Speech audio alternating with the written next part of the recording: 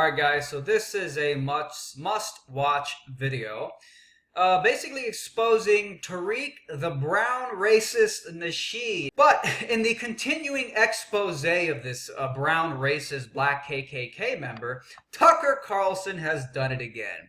He had Tariq Nasheed on his show, and he absolutely obliterated him during a segment about Tariq's claim that Donald Trump's White House cabinet is full of a bunch of racist neo-Nazi KKK members.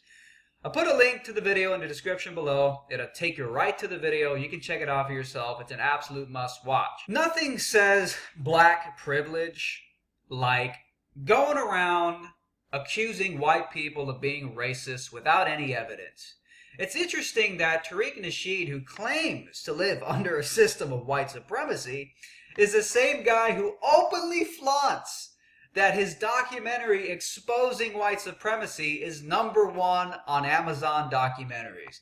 Take a listen. The white supremacists are the most powerful people because we live in a system of white supremacy. Hidden Colors 4, it's still the #1 documentary, not black documentary. That's the #1 documentary in the world. You go to Amazon, it's beating out all of the major produced documentaries. We live in a system of white supremacy, dominated by the white supremacists. And all of them, if they're not classified as white, they're dominated by the white supremacists. The white supremacists are the most powerful people because we live in a system of white supremacy.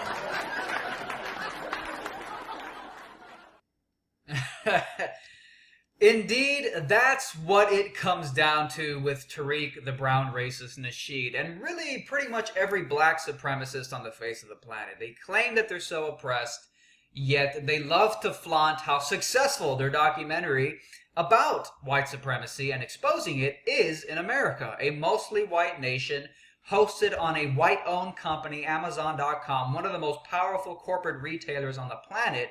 And his documentary, so how powerful and oppressive could white supremacy be when a country of white people and a corporation, one of the most powerful, owned by white people, is allowing your documentary to be #1, exposing white supremacy? It makes no sense. It's like the black supremacists who at the same time say that they're oppressed and, oh, we have to fight against the white guy, yet they turn around and laugh because statistically, by the year 2035, white people are going to be a minority in America.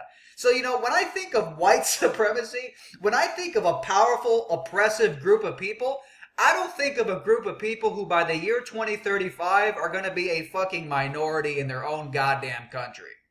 So, make up your mind, black supremacists, and that's really why I truly hate the brown supremacists. You know, it's really why they really get under my skin. If you want to be a fucking racist, go ahead. That's your goddamn choice, okay? I'm not going to lose sleep over it if you're obsessed with race in that sense. But my issue is the double standards. My issue is claiming to be a victim while simultaneously attacking whites as if you have no fear of them. As if you don't have any sense of precaution that the white man might lash out back at you. Blatantly obvious double standards. Tariq, the brown racist Nasheed is his name. You know, it's interesting. Tariq, via Twitter, once asked me to call into his radio show because a fan of Tariq's internet podcast, because that's really all it is. It's not really a radio show. It's an internet podcast.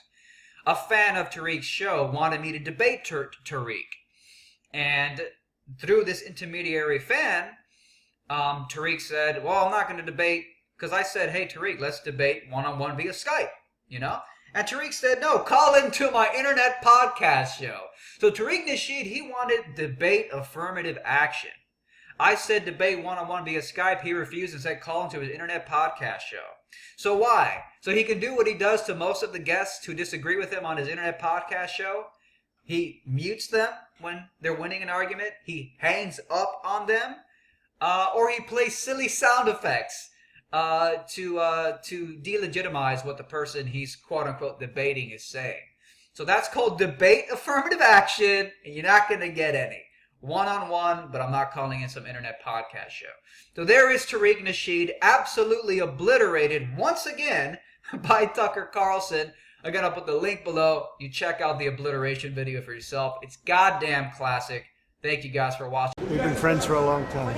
Hi, and no comment about your meeting with the president-elect. Nothing to say? I just wanted to take a picture right now. You take care of yourself. I'll see you soon. All right?